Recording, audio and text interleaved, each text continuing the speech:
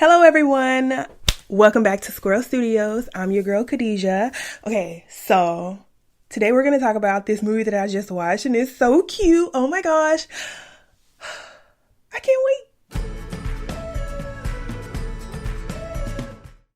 Feel the Beat is the name of the movie. It came out on Netflix like a few days ago, June 19th. Yes.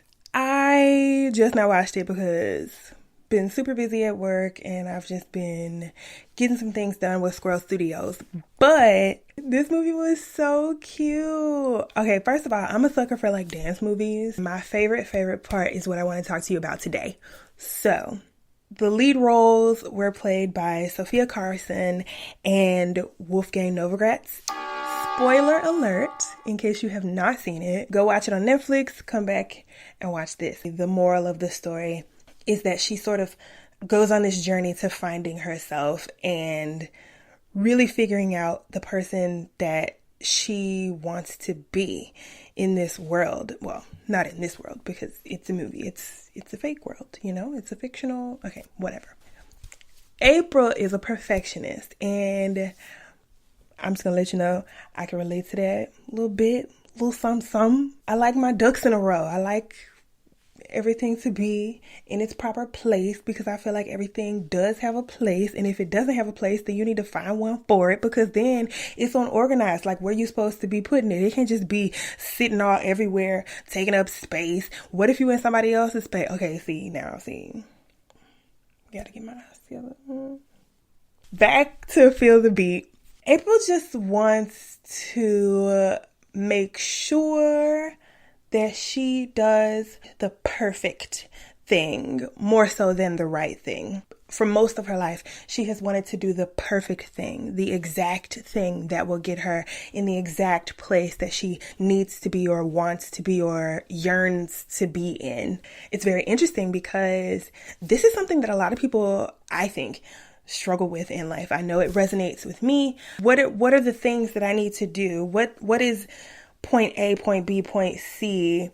And what are the roads that I need to take to get to those destinations? April, she has this moment, this turning point. It happens fairly closely to the end of the movie, where she's like, she calls her dad in the middle of the night.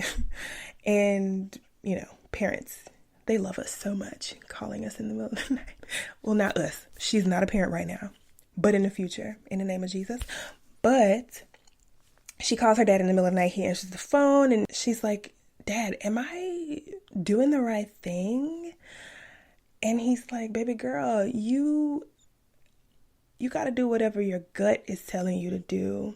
You already have the keys to make the decisions that are going to have the best impact for your life, that are going to help bolster you into the life that you want to live. Only you can answer those questions for yourself. Now, it's quite possible that other people can kind of see what your element is, likely before you see what your element is. I think sometimes that is possible, but at the end of the day, only you really know your gut feeling. And if you are not enjoying wherever you are, if you are not loving whatever you're doing right now, whatever decision that you have made that has brought you to a certain point at which you are questioning where you are, what you're doing, all of these things, you need to reevaluate. You need to begin to sort of listen to your inner self. And I think that is so important. If she focused, hyper-focused on trying to become a Broadway dancer, she wanted to do that by being perfect. She had to do exactly the right thing at the right time for the right person, see the right person, have the right person be able to like sponsor her and lift her up and be able to say, hey, I want that girl. Put her in my show. All of these things, all these ducks that have to be in a row. Well, a lot of things happen. This dream didn't end up happening for her, actually, until she basically hit rock bottom, and she went back to her hometown, and she basically started teaching these kids, these little girls, how to dance better. Her initial reason for helping these little kids was she saw personal gain, because if they make it to the competition, the final competition, she will then be in front of this person whom she wants to impress, who can also give her the job that she's always dreamed of, which is dancing on Broadway. She went through a lot, to get to the final competition, but she eventually gets to the final competition, and it becomes everything that she's dreamed of, because his name was Welly Wong in the movie. She impressed him. He pulled her after the show and was like, hey, I would really like to make a proposition for you. She accepted the proposition and immediately ran away from the town, from the little girls that she had been helping. She dropped everything to try to make this dream of hers come true. And that's when this phone call comes into play. She had been there for all of one night.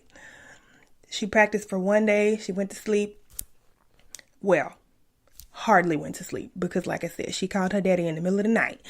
But he answered the phone, so that was good. They have this phone conversation, and she's just pondering, have I done the right thing? Have I made the right decision? This is something that I have always wanted, to be a dancer on Broadway. I now finally have it. Why am I not happier? What is going on here?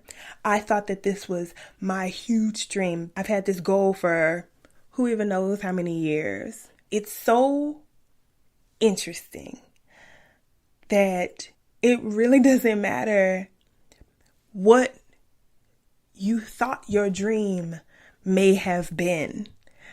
What matters at pretty much any point throughout your life is, what is your gut telling you? Your true instinct, your inner self. Make a reference to it was such a good TV show. But the character's name was Olivia Pope, and it was played by Kerry Washington. Olivia Pope. Oh my gosh, political drama. Scandal. Okay, finally. Scandal. Yes, she would. So Olivia Pope would always operate off of her gut feelings. She just would get this gut feeling, and she learned to listen to her gut feeling. That's what made her entire company flourish. That is so beautiful. It's amazing. In Feel the Beat, that she had this turning point where she realized, I really wanted this thing for a really long time. I did some manipulation in order to get it. Now I have it. This is everything I wanted, so why am I not happy? Why does it not feel or look like what I thought it would look like? What is going on here? I had a goal. I accomplished the goal. What's wrong? I feel bad. I feel like I let these girls down. I feel like I let my town down. I have not upheld my commitment that I made to these people. Life has put me in this conundrum. I'm in this conundrum now, and I just don't feel good about it. In my gut, something's wrong. I feel like something is off. What should I do, Dad? Sort of thing. Is this right? Did I make the right decision? But I think it's also good that she realized that she was in a sort of inner turmoil, and she reached out to someone, a loved one, her dad, to try to talk through it, to get their advice on the situation, and sort of try to see it from a bird's eye perspective instead of cocooning within herself. And just, she could have possibly imploded if she had never let this out. She would have just probably blown up on the inside. She could have, I don't even know, get depressed, or I don't know, be angry, start taking it out on other people, or you just never know. I don't know if it's an exact quote from the movie, but the dad in the movie says something similar to this. Whatever you do in life, Just be sure that it makes you feel good about who you are, about who you want to be.